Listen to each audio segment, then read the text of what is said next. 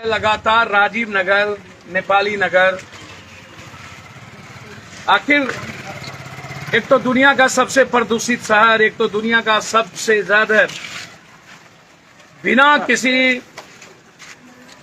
नक्शे के, बिना किसी चीजों के पटना शहर को सरकार ने लगातार 20 सालों से, 40 सालों से, 50 सालों से बिना किसी रोड मैप के, जिसके चलते बाढ़ भी आई, पटना बर्बाद भी हुआ। लेकिन जब राजीव नगर और नेपाली नगर के पब्लिक जिस वक्त जमीन ले रहे थे या जो जमीन बेच रहा था, जब उस वक्त थाना थी, सीओ था, रजिस्ट्री ऑफिस हुई, पैसा दिया, गवर्नमेंट को पैसा दिया, उस वक्त गवर्नमेंट ने मना क्यों नहीं? रजिस्ट्री तो हम सरकार के यहां जाकर के किए, हमने रजिस्ट्री पैसा दी, उस वक्त गवर्नमेंट की जिम्मेदारी क्या बनती थी? ये अवैध जमीन है या सरकारी जमीन है, हम जमीन नहीं देंगे। तब रजिस्ट्री से लेकर के गवर्नमेंट और नेताओं के दलालों ने थाना से मिलकर, सीओ, एडीएम से मिलकर के पब्लिक के साथ धोखा किया कंप्लीट रूप से। और पब्लिक निर्दोष होती है, वो उन्हें जहां जिंदगी जीने का आशियाना मिलेगा, वह व्यक्ति वहां अपना परिवार को सुरक्षित रखने का प्रयास करेगा। इसमें एक गलती पब्लिक की नहीं है, क्योंकि सरकार इसमें गलत है, क्योंकि सरकार को चाहिए था जिस वक्त जमीन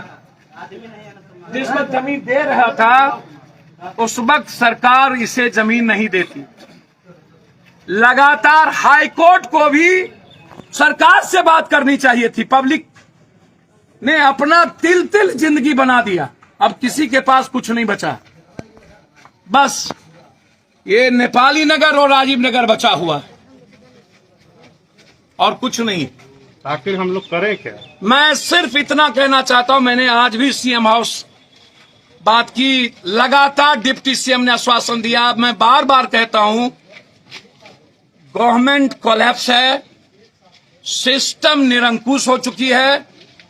लगातार बेटी, बहन और मां के साथ ज्यादती, घट ढुक के मारपीट नेपाली नगर में, राजीव नगर में डर और आतंक का वातावरण है। हिटलर, नेपोलियन और मोसल्नी से भी बुरा हाल है।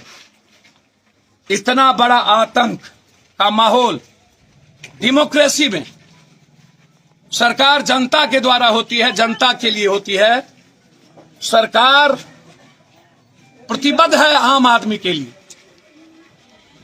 सरकार को इतने बड़े शहर में, इतनी बड़ी परिवार के लिए कोई रास्ता निकालने की जरूरत थी, लेकिन आज सुबह से किसी के घर में बिजली नहीं है, किसी ने लैट्रिन नहीं गया, किसी के यहां खाना नहीं बनी।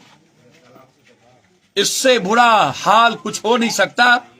मैं हाथ जोड़कर भीख मांगता हूं सरकार से, पैर पकड़ता हूं हिंदुस्तान के हर लोगों से कि नेपाली नगर और राजीव नगर के आम आदमी के भीतर जो खौफ और डर है, उसको निकालने में मदद करिए, उसके परिवार को जीने में मदद करिए।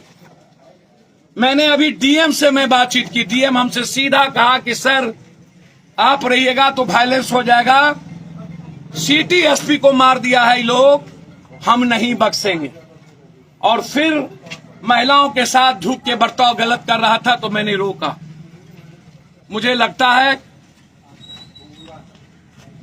कि मुझे जान न देना पड़ जाए, हालात अच्छे नहीं हैं।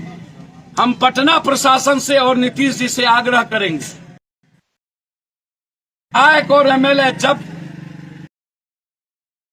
रविशंकर से लेके संजीव चौरसिया से लेके सबका रोड यहां बना हुआ है, सरकार का फंड लगा हुआ है, बिजली दी गई, नाला बनाने का प्रयास हुआ, सारे पैसे लोगों ने जनता को टैक्स दिया, और उसके बाद लगातार में नहीं हो सकती। हम बाढ़ में भी आए थे नेपाली नगर, हालात अच्छे नहीं हैं और लोगों ने अपने प्रयास से जिंदगी बचाई। और फिर आज मौत का मंजर है, सारी बच्चियां और बच्चे, मासूम बच्चे और मां आतंक के माहौल में है, मरने की तैयारी में बुजुर्ग हैं। शायद क्या होगा कहना मुश्किल, एक कैजुअलिटी हो चुका है। दोस्त की जिंदगी को तबाह मत करिए। धन्यवाद।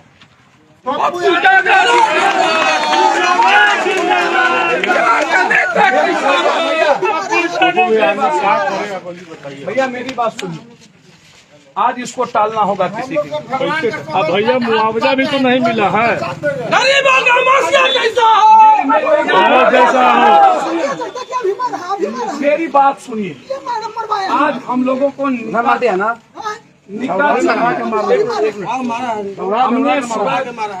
हमने सुबह दिनेश जी से हम सबको पैर पकड़ के यार आज बचा लो, फिर इसका प्रयास बैठ के किया जाए। आप लोग से मेरा आग्रह, यदि कर सकते हो तो लड़कों को पीछे रखिए, महिला, बेटी और बुजुर्गों को आगे रखिए और बैठ